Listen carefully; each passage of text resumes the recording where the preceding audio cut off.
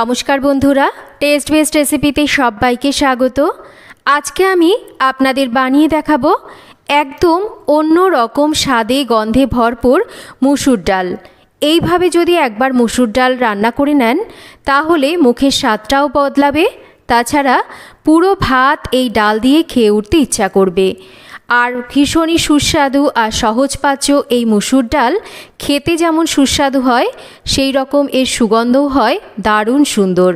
চলুন দেখে নেওয়া যাক আমার আজকের এই মুসুরির ডালের রেসিপি। মুসুরির ডাল বানানোর জন্য 1 কাপ মুসুরির ডাল নিয়ে নিয়েছি।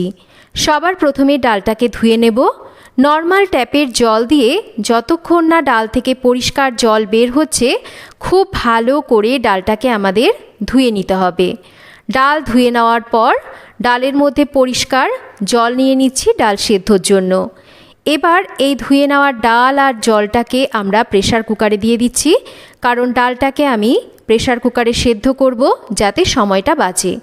গ্যাস জ্বালিয়ে নিচ্ছি। এবার কুকারটাকে গ্যাসের উপর বসিয়ে এবার ডাল সেদ্ধর জন্য অল্প করে একটু লবণ এর মধ্যে দিয়ে দিচ্ছি। এবার আমরা মিডিয়াম ফ্লেমে রেখে 2টো সিটি দিয়ে ডালটাকে সেদ্ধ করব। তবে একটু লবণ দিয়ে যদি আমরা ডালটাকে সেদ্ধ করি ডালটাও ভালো করে সেদ্ধ হয়, তাছাড়া ডালের স্বাদটাও কিন্তু বাড়ে। 2টো সিটি পড়ে গেছে। এবার প্রেসার কুকারটাকে নামিয়ে নিয়ে ঠান্ডা হয়ে যাওয়া অবধি অপেক্ষা করব। কুকারটা ঠান্ডা হয়ে গেলে ডালে ফোড়ন দেব। ফোড়নের জন্য কড়াইতে পরিমাণ মতন তেল গরম করে নিয়ে একটা শুকনো লঙ্কা আর অল্প একটু 5 ফোড়ন তেলের ওপর দেব। এবার ফোড়নটাকে একটু ভেজে নিতে হবে। ফোড়ন থেকে ভাজা গন্ধ বেরোতে শুরু করলে সেদ্ধ করে নেওয়া মুসুর ডালটাকে ঢেলে দেব। একই সাথে আমরা এখানে অল্প একটু হলুদ দেব, তার সাথে 2টো চিড়ে নেওয়া কাঁচা লঙ্কা দিচ্ছি। তবে মুসুরির ডালের রঙটা যদি সুন্দর আনতে চান হলুদের পরিমাণটা কিন্তু অল্প দিতে হবে। হলুদের পরিমাণ যদি বেশি দিয়ে দেওয়া হয় তাহলে ডালের রঙটা কিন্তু লালচে বা একটা কীরকম কালচে টাইপের হয়ে যায়।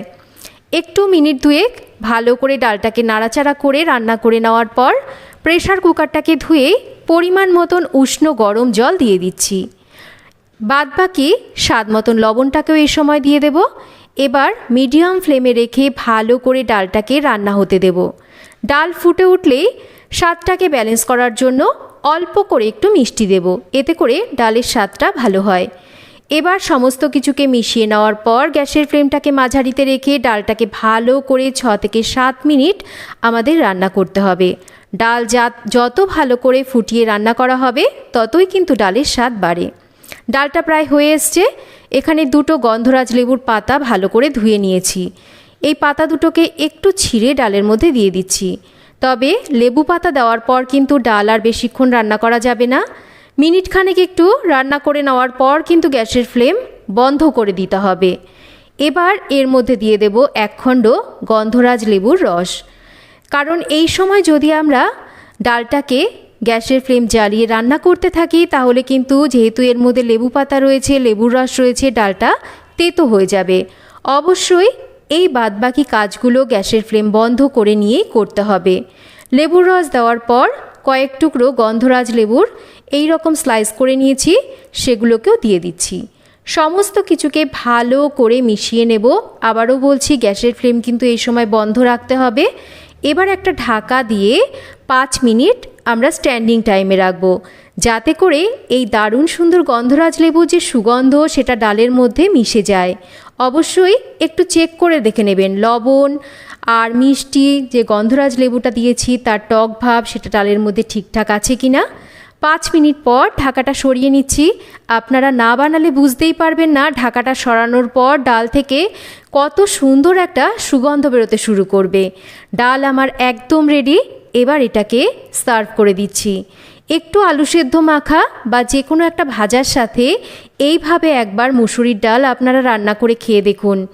খেতে দুর্দান্ত স্বাদের হয়।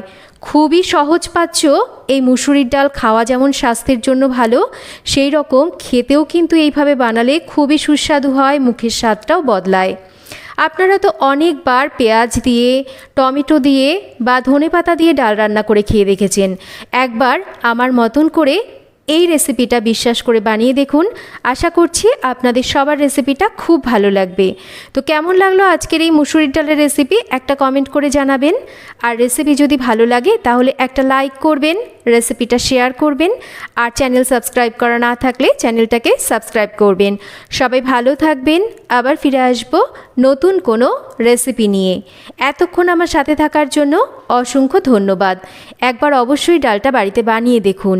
আশা করছি এই ডাল বানালে এই ডাল দিয়েই পুরো ভাত খেয়ে উঠতে ইচ্ছা করবে।